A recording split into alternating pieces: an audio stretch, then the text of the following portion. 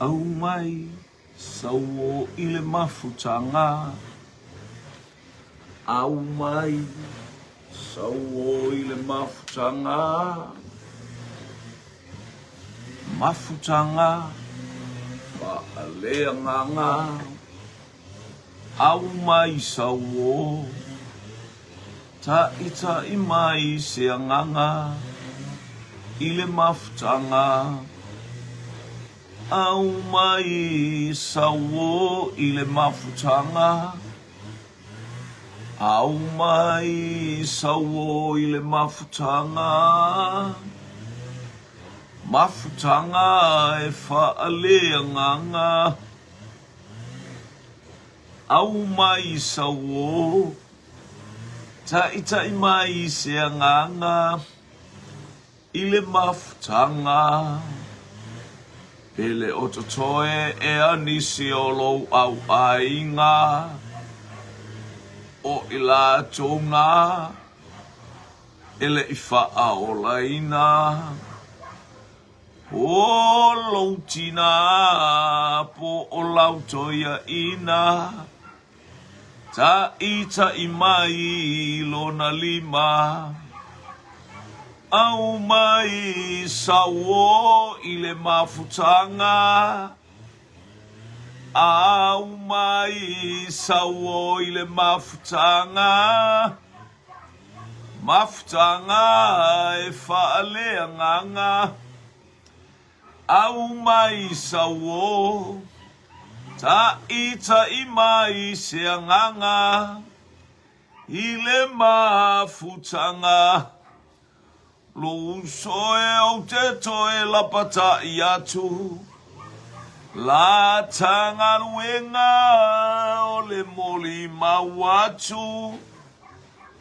Ta watu Yesu i se anganga o fatalale. Liliu mai leleanga mai loa lona sese. Au mai sauo i le mafutanga.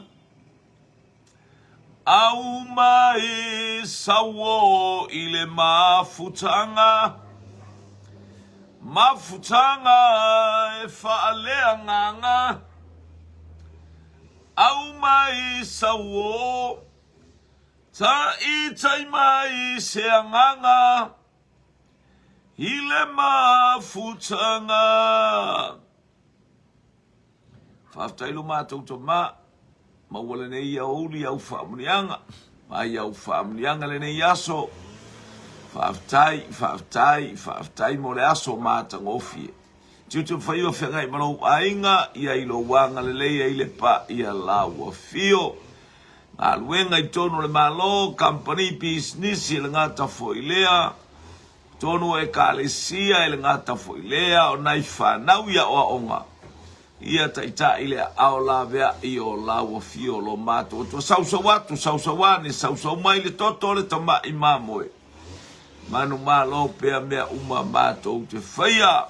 Ia anga le leifo le whainga malanga le tama ma le fine i lunga o pea umangalu le ea. Anga iatu i Australia. Whamanuia ma sausawina le manolo toto le whainga malanga ona o Yesu. Anga le leilo ainga. Le ainga le whatuatua, le tino keriso, whamanuia mai oe, whaftai tele lava ona o Yesu. Amene, ma amene, ma amene. Praise God. Fou. Hallelujah. Praise God.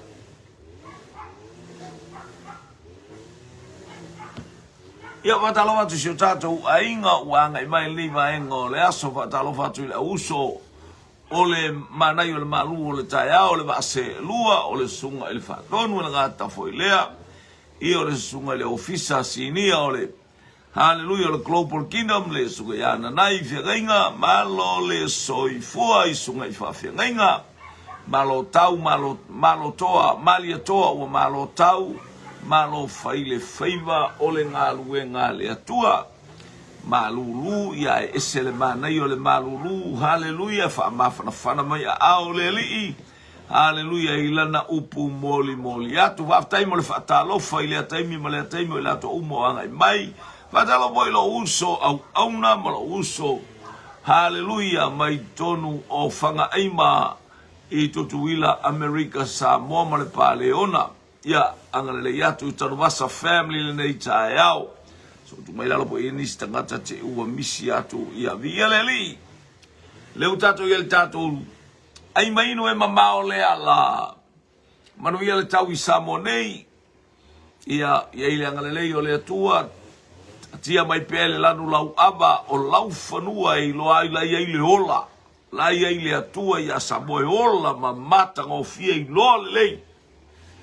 Haleluia le ia pe o le atua i ia fala lave tupu mo mea uma a o haleluia teimi nei e anga i mai ai ia le ali ile tofu foino lo tato fatua tua ina ia ala mai o ele moe au le toe moe ai ala mai ua susulu mai haleluia ata o le taua fiafi o le toe afio mai o kerisu ia angara le mai le ali nei taia fisili mua o fea o mea nei na mua tupu o fea o mea nei na mua tupu na mua faalata Yesu pe na mua faoso soina Yesu na mua faoso pe na mua faalata ya manu ya lautari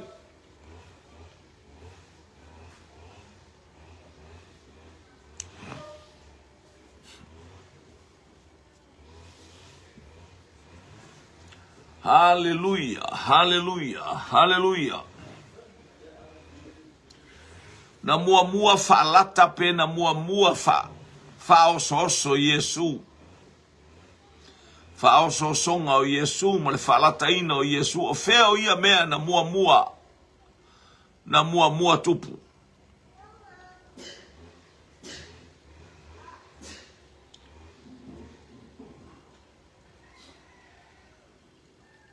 fou vai sei pu vai mole ai mai no e mamao le ala ia fa ele o tutu e anisi o lo au ainga o ila tona ele ifa aola ina po o loutina po o lautoia ina ta i tai mai lona lima ko ina kiselua mo me sa ki fu mai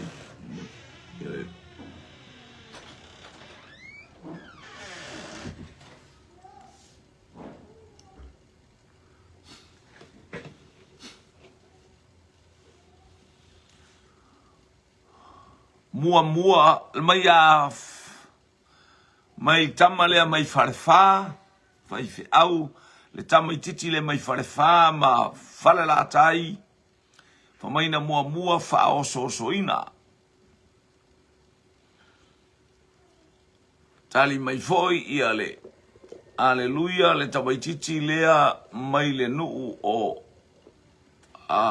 mai le nuu o fanga aima mua fa oso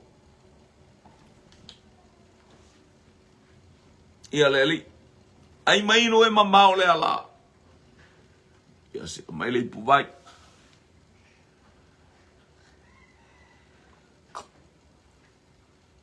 haleluia haleluia po loutina po o lautoia ina tai mai lona lima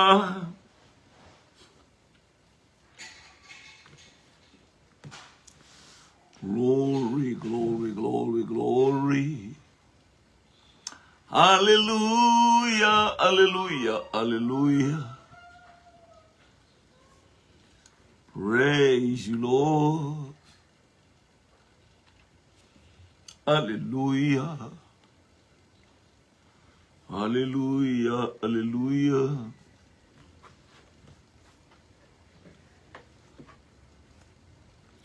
Haleluia, haleluia. Ia o tali tātou sili, walua tātou tali, ia o te iloa. Haleluia. Ia ua lava ia tali atu ai le manai a tele. Haleluia o tali ma fesili. O ale o sau mare tali le mai a ana ko lio. Haleluia, ana ko lio. Mua fa aso soina. Fa aftai mo le fatalofa. Reverend aule lei mai lau fa solo ai. E tau na fa pe mai Reverend wa aule lei mai. Ai au fa mai na fa solo e. Ola me nga fa solo e fa ia fa pe fa aule lei e se fa solo le fa au. Fa aftai tu tai lalo e. Fa aftai mo le fa ia. Ia fa aftai foi mo nei masi wa mata masi ia ilunga nei tai ao. Fa aftai tele lava. Reverend, Reverend, nanai fia ngainga tamara tawa ana fale fito le ati tangaloa langa oe te nofo itono na gafo fale fito le ati tangaloa ia leli ia fatalo fatu i si o tatou tua fine wanga i mai malo le soifua ia te oe le tamaita i o le bota ia manuia le rei tai ao sister. Haleluia fa ola tane liu vi ia leli manuia le taiao ia siatu tatou polo kalami nei o tatou nei o to usoma tua ngane ma tua fafine ia manuia le taiao ile ainga o le fa tua ma wa tatou tali na mua fa o soina Yesu. Haleluia. Ya tato loa nai el tu se luka lom ta upe fa e tele atu sinai ai fa evangelia tala no le fa oso soino lo tato wali. Haleluia na fa oso Yesu e satani e fa oso mai mea na e manai ai le lava tu lima wa yai le nganga pa ia. Holy Spirit with Jesus. O lo fa I loa mai ai po a mea ya nga I maili ti apolo wa fa pupula ina o tau fofonga ma o tatou mata ele a nganga pa ia o le atua. Mo ilunga ya te au le nganga o le ali na oso I satan fa o te alu o te sau se aso. Mai satani o te alu ai o te toe sau. Hallelujah. Ui mai whaalataina o Yesu. Lala wa sau whaalaka a. Wale koe sau uma. Wa silima. Hands up. Put your hands behind your neck. Freeze. Wale sea mangoa. Ia pe ata mai le ata fo ele takuta pati akli. Ia.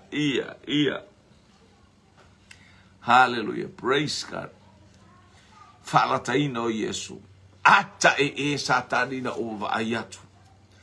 Po tau Yesu I le lao. Valo atu le leo whamangalo atu. Ta ma mole ta ma a whaioa ula upele whamangalo atu. Ie u whaaleanga mai a te apola tau whaia le nei. Wake I sore. Ui ka whewhe. Tuina tula uanganga I o a oka. Wale I loe satani ngā ioi. Ua matua malepe. I tala laia ngā I mai lunga le satau. O le manamba. O le awhio na whafonga. Ma le tau ilo na itu. Tia le manu sina. Oka manga isi pese ngā sompo kereilo. I ole li. Tali tatou sili li te amano tali. Hallelujah. Valo posima. Talofa. Pele mo va.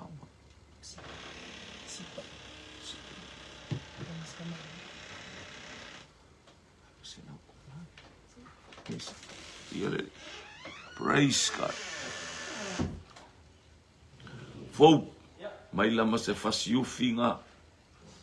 Se langa le wo o taimo ai mainu o ka vai le ti a o ka sile I ki sau wala o ka masau le ki sau le pu vai a le ki mole mole putilia o le ti mai Australia vangi o le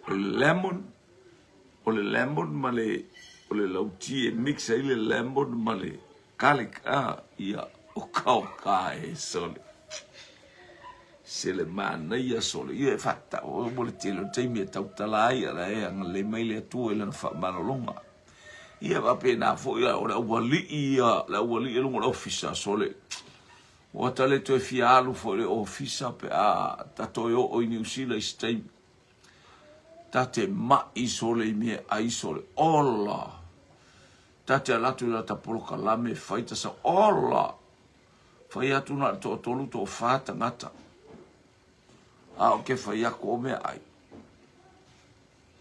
o le lololo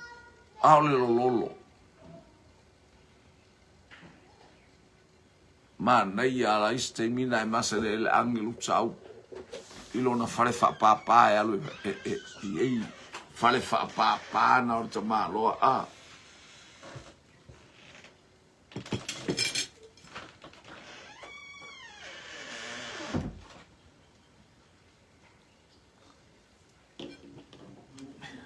ai mainu sakaufi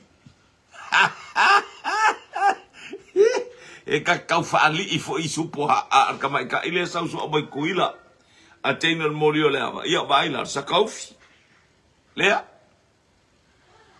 ia maleti and that's only me ai for da only o so ma faia le only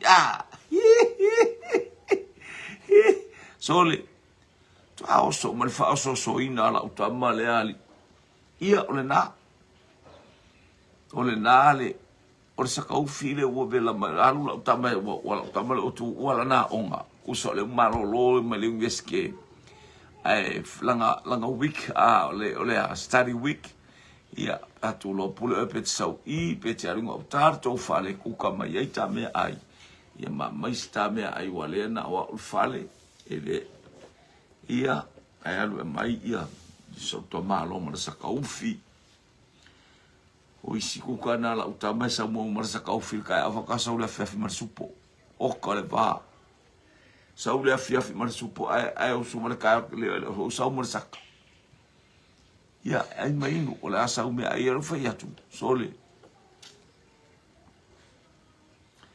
ta lo fatu na te fa yatu la o fa yatu e fa au fai matamoe fai makoleni fai masavali vali io mana ia tato poka la mele fai le fa algo telo temi tato tala e fa soino la fion pa ia le tua what a great exercise hallelujah e Lucia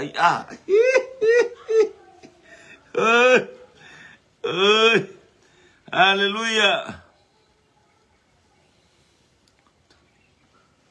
bi ia le ali fa mai tali sa o polse tali le sa o polse fa mai le tala le fine o rasela fa mai le tala le fine o rasela ina ua whanau iuta o waso o nei o maloto malautane whanau lo iuta le tamalo na whawhai mai tala le fine o rasela woi ua so o nei o maloto malautane io o so tanga le ekalesia le atua whapeia o le atasa o le hallelujah mai la le o le tala oi waso o maloto malautane ina ua whanau iuta sa o PCC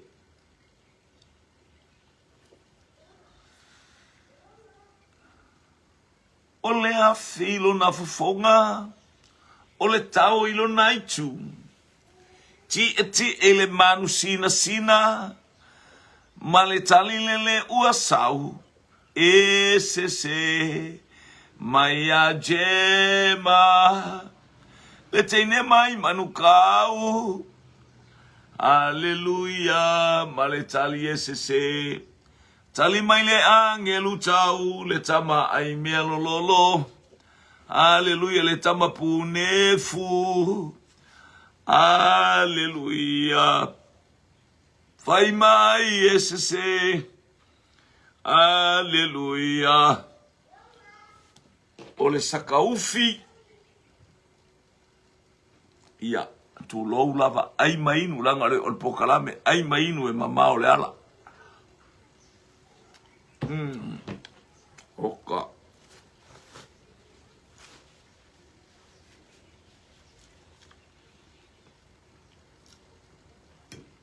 Ana kolio. Se.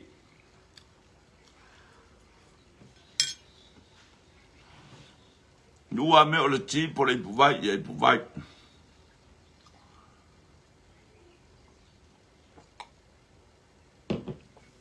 Ia.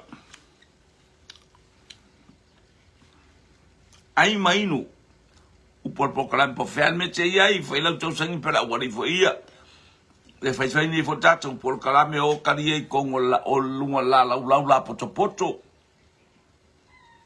Wa tamma ia pe utava ai le lau a Hitler. La poto le lau. Io o te fai atu e tumu i mea lolo. Ia le li. Isto foi temi wo mai o la fale tu e ta pena le lau. Alo na e o ala o ta pena le lau. Mai le angelu tau se. Mai a tema se. Mai a ana kolio se. Hallelujah.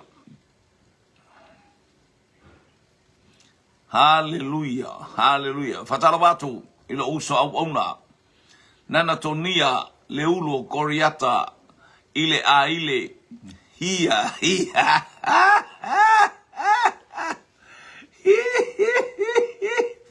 Hallelujah. Te malona fapeano e te sau ia te au maletao leo. Au te aluatu ia te oili suafo Yehova le atua o Israelu le atua o au. Hallelujah. Ia.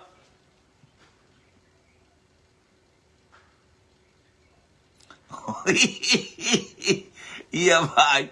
Le lefa ma wala umi le lau foringa ma wale to ye. Io e o te talapata i pe ia o rua o le fasiofi a ofo ile e mai yofi. Ma o ngā talo nā le wali ia oka.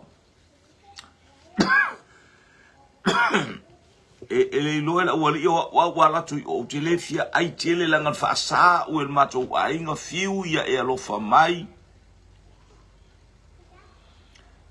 Fiu ia e alofa mai. Aua e te so ona. Aua so ona va olo ngutu. Aua te so ona ai. Aua te so ona ai. Ta talo ile atua mai me ai e tau mo le asmo. Ya wala kula ngasi fasi mea. Ia. Tele inu se vai. Ya na se ina vai inu fanguinu. Ioi. Vi ia le atua.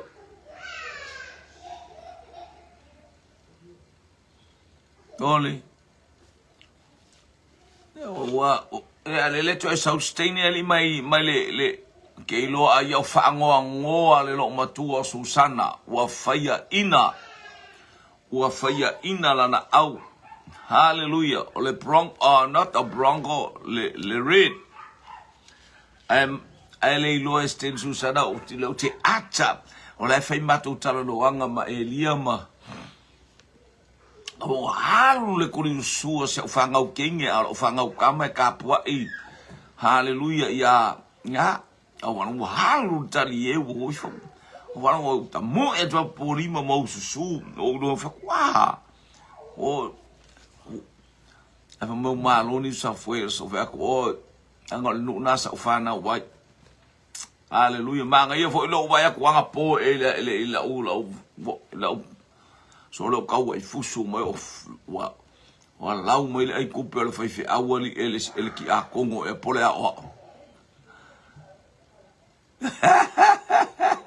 oka so wine a so wa bisi ari o wa fiu fata le sa te lo su mai ben fran tua tato weva male to ina ia le e chao mai praise God kale le lua e kale le lua o sapenga yo mala vale le olai alla le to ina na ole tinti ma te ni tira le supernatural e fo i mai le supernatural wa kale kasi fa kulo ai fa kula ko kala so war ko ile to wala ko o ba ko fa so le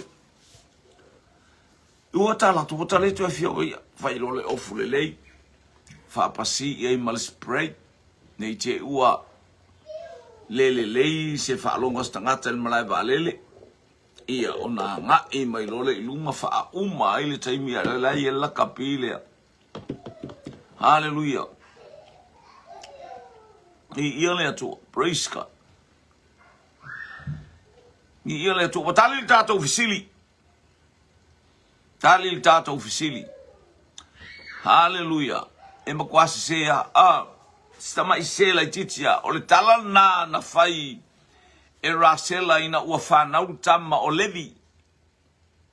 Hallelujah, mai o waso so o neio lo ainga e leso so o ilumo le atua se lo whanau. E le whape o leva ai makaunga i ka meki o iho e he le ai. Le ai. Paua le mea o lo loto i le atua, o le ata, o le whanau o le ata li i mana iho e. Praise God. O ata o whamanu yanga na le atua i ate oe. Hallelujah. A o lo mo mi o tato maua le so tanga whale. Nga o le ata o le. Io e mana i al whapu. Tato wa ila ele iso so o levi ma. O levin whanau e whamali fine kwa so. La whapea la e sao. Sa whapea e so o le nei. Ayo o mai whamanu yanga tamaloa o Iakopo ya Levi ma Simeona. Aua ne i awai lo umafau ma lo loto i lua mio whavevesi. Ua mio whatupu whaalavelave. Tato o mai le nuule nei. E whai i tato ma tangata tala ia le mamango le atua le tato tapo e file mo.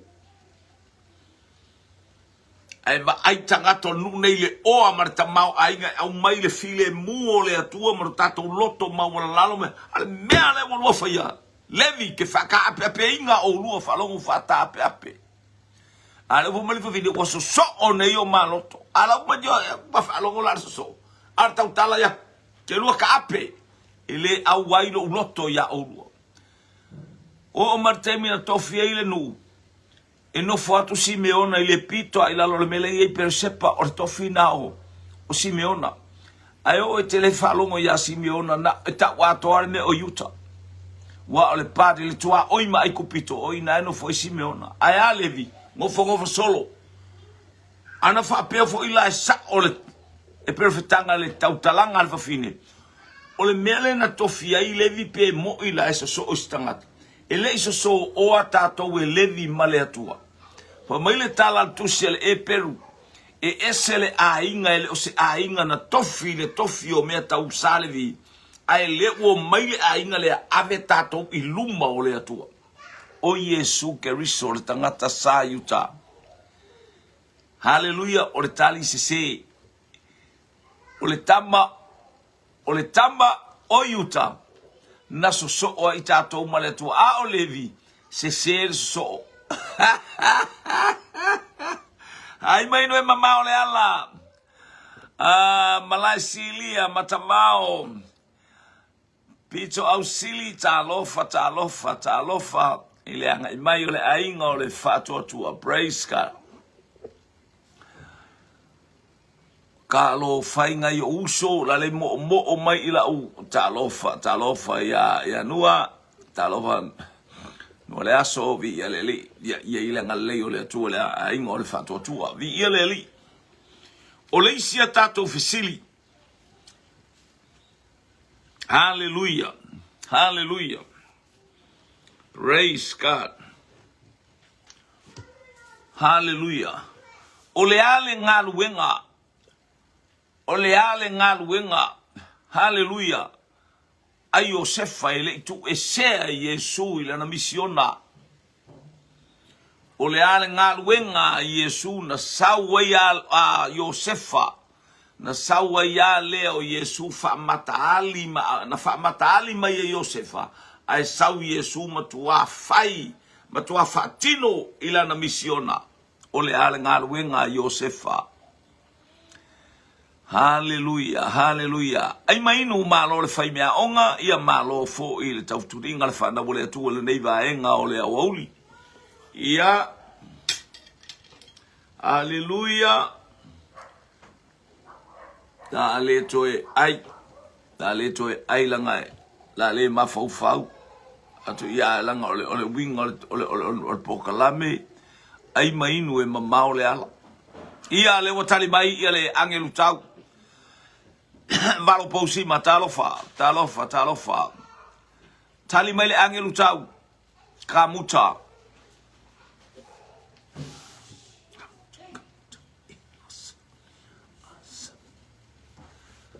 Hallelujah.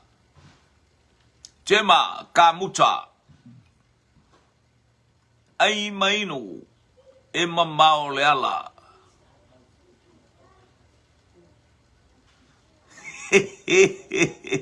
O le almela o sofa ia i fua e tangata leu fia le faifi au le tui tonu ala na potu o le mea o le a opa le malului la uwili le no sau maa New Zealand fai mea alofa mai ai le susunga i le taitai i alumana i matautia ti ngana le ofi to tonu o le ato hana ai tuua i ai le ili. Hallelujah, praise God.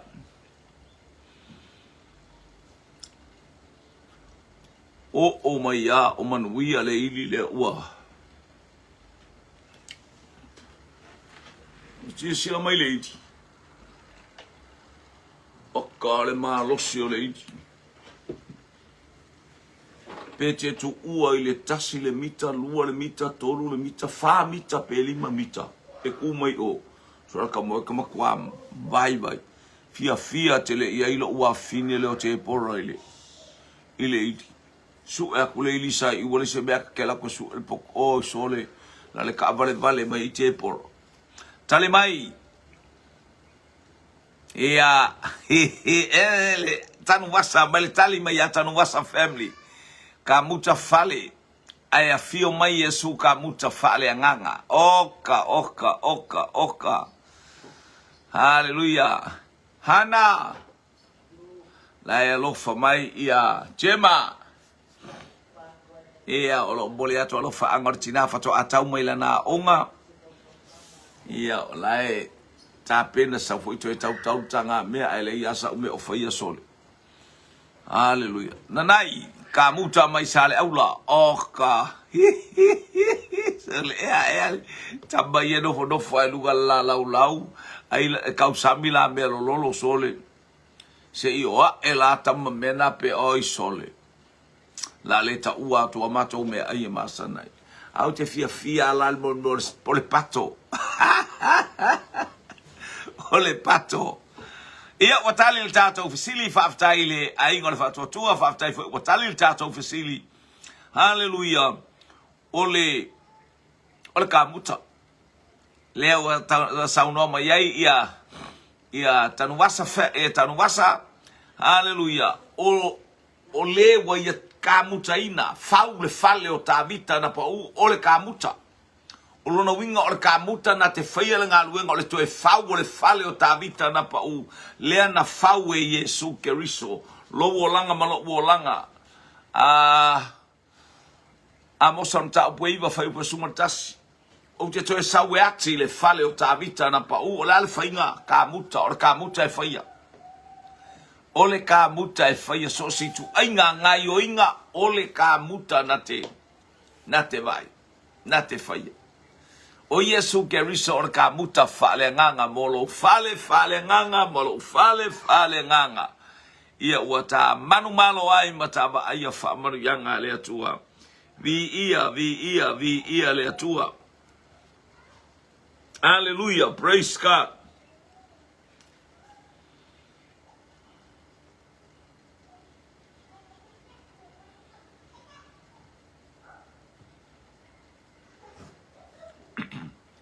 Hallelujah.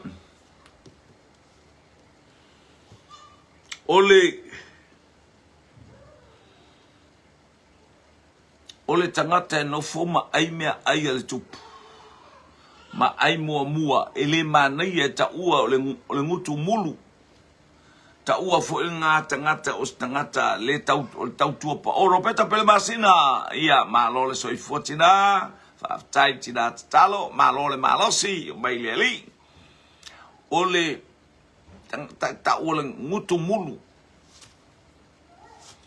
e mua ai ia e mua ai ele ai matua muni ane sawa e ulava ina va atu tupu mai mel ngutu alo naif fa vale lava yo lava tau tala i se upu yo le fa fela na ido for le upu le atua pe afai e te ngutu ai mua ai le tu se be ai morta maure ainga haleluya mo le matayo le ainga haleluya o ai se tangata o tu spa ia na eva ia ile tulanga e mana ia la tato e alo lo wala ke va ke lo alo ngukula wa sapa wale mfaina e tala noa tu isi a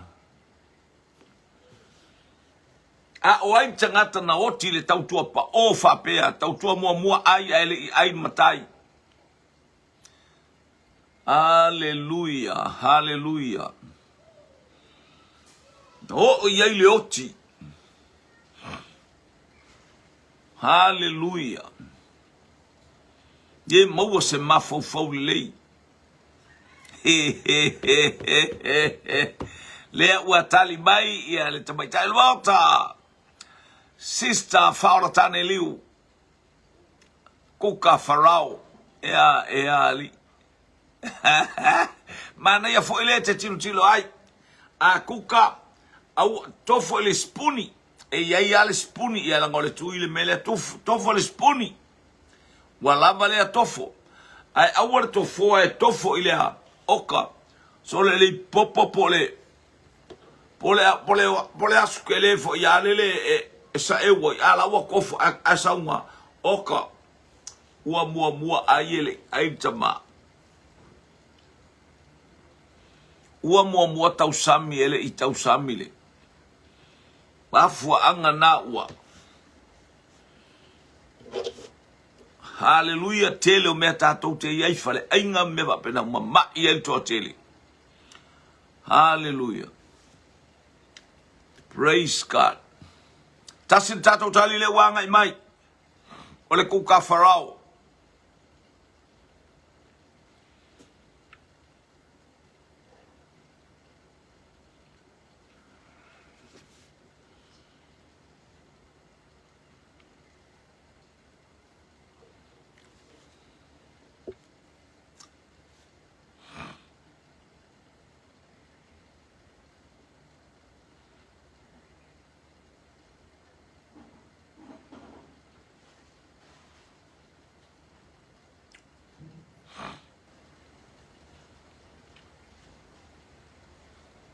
Ropeta pele masina fana wa eli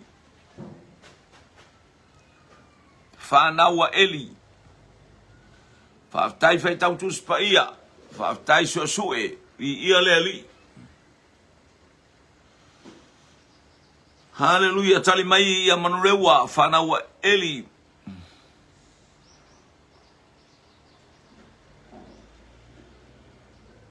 ia tali mai o le fai mea aia farao mai a Anthony Tanuasa ana kolio atali o eli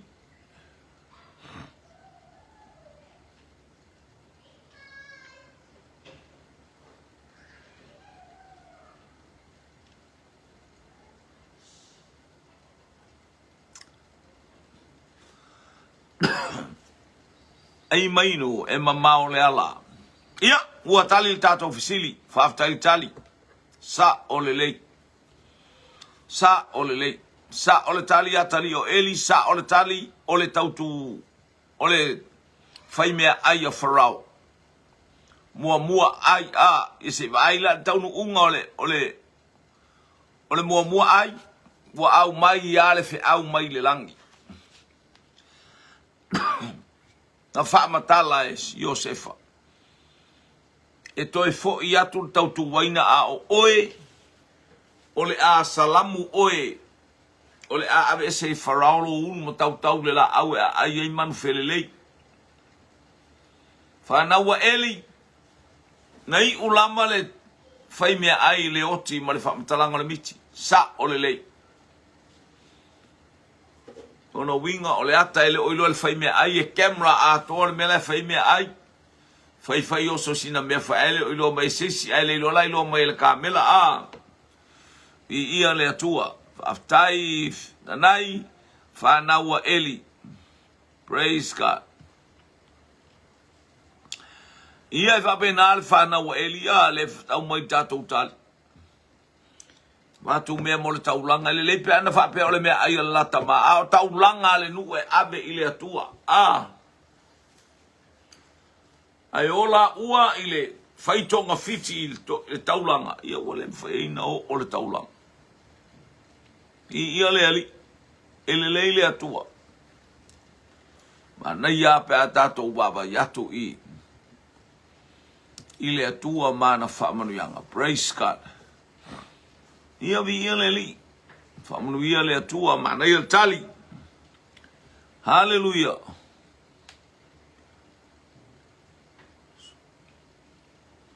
Ioi, vatu fo o tangata umale au soa. Ina va aina ia le iai. Hallelujah. O i tangata ia e oi mea ai e fai mea fai tele. Ia e o foi fai fia, foi la kovia. Amene. Kako uma. E o uma ia te tato. Langa i tangata taun tato o a. Hallelujah. Ia tato malola ia fai fia au matutua atu pe i tai. Ele ia ta. Aone e anu apeva ai la o vai la longa ku la ku i o le vako i luma i ai ese. Ku sa le mo e lo me ai ku ai. Hallelujah tu la ma moena tu la usa istuna vai ngos istuna i le pito au la vatu o se uma. Hallelujah mana e pa se me to e tau sa me ile tai pa tau sa me se au na a. De tu mo na au. Ai le anga fa pe o le e ngai e te ai. Ai le i tau sa sami fai fi au. Mena wa tato wa i to telo tangata e mo ia e popoto ai le ilo tau tatala. Ai sea nga ole mea ai a. Na ole manaba na me ai watu ole manaba. Fer tu si la ia i o tali la leu tato iai vi ia le li i leu tali atu o le whana wa eli. Ia male fai mea ai a farao sao. Fer le tu si iai ia le whaupunga nei wa atua le manaba, aua le atua le manaba, o ila atua e o tā la il whiringalo le atua, wa atua le manaba. Whea le tusi la iai. Batu ai ma le tala ata e ona le tala, mai paulo, to tele o ila atua wa atua i le manaba. Lona winga ngā le oa e baba ainga singa kala e whaia kala i lo kau kala le wha moe moe i a whawhanga mai le ainga. E alu le kala lai baba ai pe al fai fi au fo ya le alu le la unga lai baba ai po ame lai ai ba ila le fai nga a Samuelu a la tua Samuelu fa ya umala na nga luenga o soane eli la ia to inga yese la faile talinga sua mai ia to ina le ai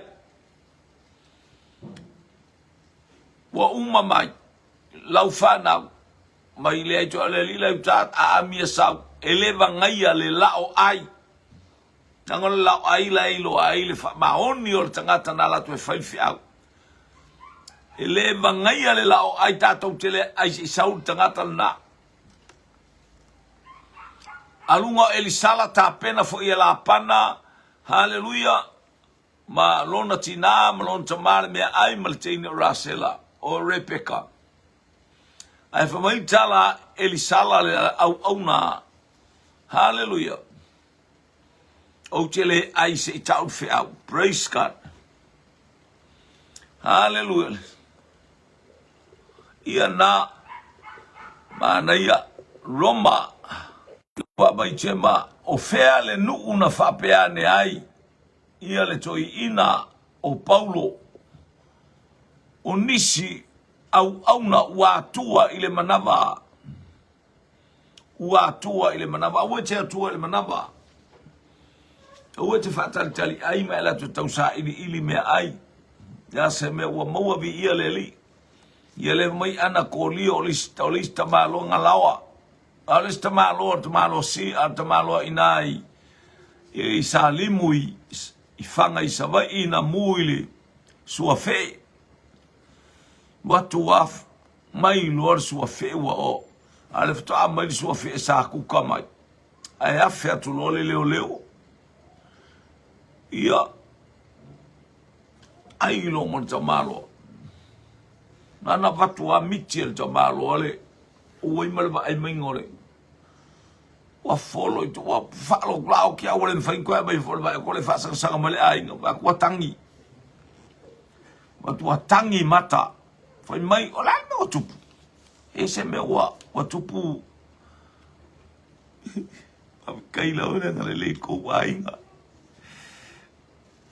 Wa kai ko ai.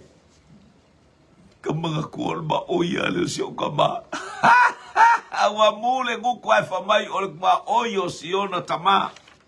Ia. Faftai na leo tau watalo no mai ia le na patul mele on le tau to te lo le lawa tangata. Ia. Se uma fa na tali tato ofisil no fa matalale o le lawa. Anthony tano masa e kale si ai Filipi mata upe tonu fa upe sumaleiva. Hallelujah. Ano peta pele masina as furfale Roma ano fa upue. Hallelujah. Praise God. Tala Paulo. Filipi.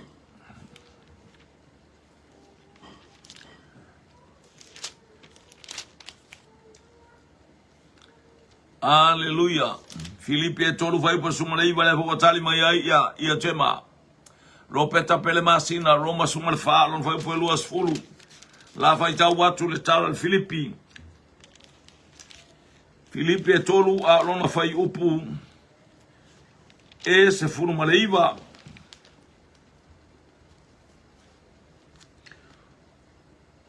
O le malaia o lona towi unga lea o tangata tala I male. Tala I pepelo. Hallelujah. Tala I ngā alma paual mele o fia ai. O le malaia o lona towi unga lea. O le manava o lona towa tua lea. O le mea la tau te vivi ai. O le mea e masiasi ai. E loto I la towi mea le lalolangi. Aftai. Aftai. O le manava. Atua le manava. Hia. Aftai mamelis. Pito. Matua bao. Pito ausili via leli. Sumar fatu si Roma ilon fa ilona. Fa upo e luas fulu. Roma e luas fulu. Roma sufafa upo e luas fulu. Sili ar faina e whaalongo mai le tusi lea, Roma e langa lewa si mai tusi. Roma e se fulmar wha, fuai upu e se fulu. O oe nā, se ale mea e le e te whaasala ai I lo uso. O oe nā foi, pe se ale mea, tau whaatau wa aina ai lo uso. A wā tātou te lau tutu uma lava I luma o le no foa whaamasino. Ia. O whaipu e luas furu a se furu leo ke sueko. Roma.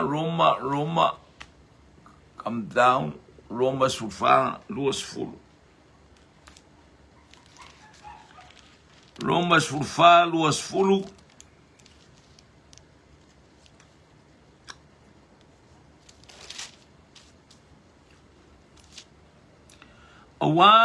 Awale le petia ngā luenga ale atua ona o mea ai.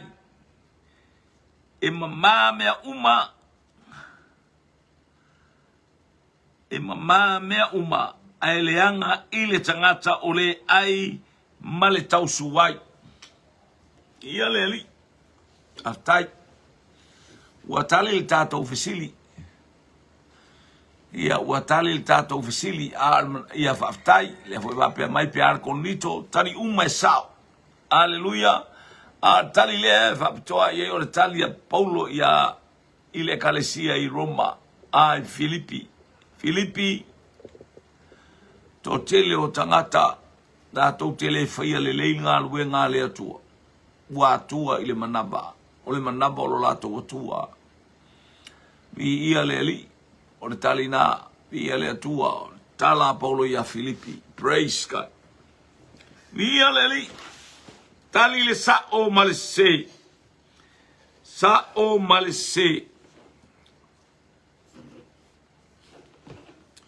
o kolokota o ina o si el taulanga i Yesu i le tautau i le sa tauro. Hallelujah. Tutusa le leia Mamoria na ta pena ai e Abraham le taulanga ia Isaako le ele le tonu alea o Moria a lewa ta ua o kolokota sa o pese tado do efsilio nei vaenga o le aso anga le ile atua le ainga le fato tua a o pale mai a o iai foi i le maftanga. Hallelujah. Ai mainu e mamao le ala. Praise God.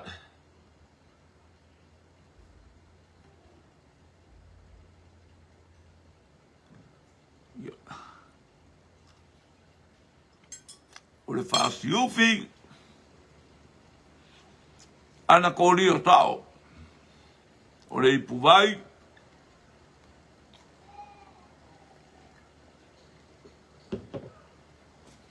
ana kori o sao chema sao nanai sao. Hallelujah. To e luani a tatou tali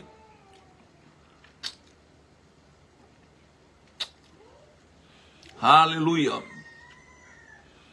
Moria na osi ai le taulanga ya Isaako. O le ele fo i le ta ua o korokota. Le ana fatino ai e keriso lana au onanga. Po lana taulanga. O lona soifua atoa. O le taulanga e tasi ai afe. Sa o pese. Tale mai ia ona le atua nanai. Sa o. Hallelujah. Tali mai tanuasa family. Sao true. Ropeta pele masina sao.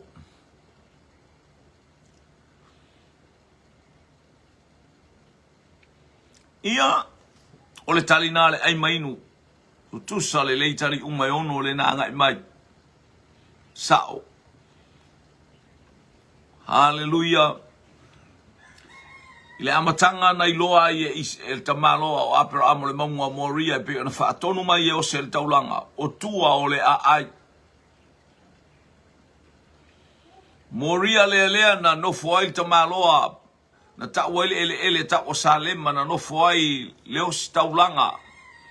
Pole au na le tua o metsa te ko le ai ta o Salem.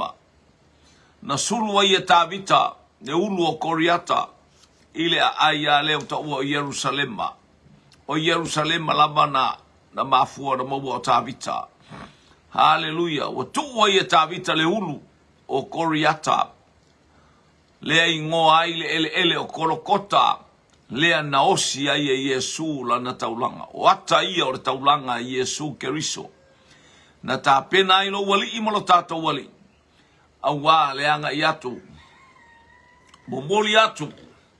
Le taulanga ato atoa le taulanga e tasi ai afe. Mo au mo oe. Ni ia le li.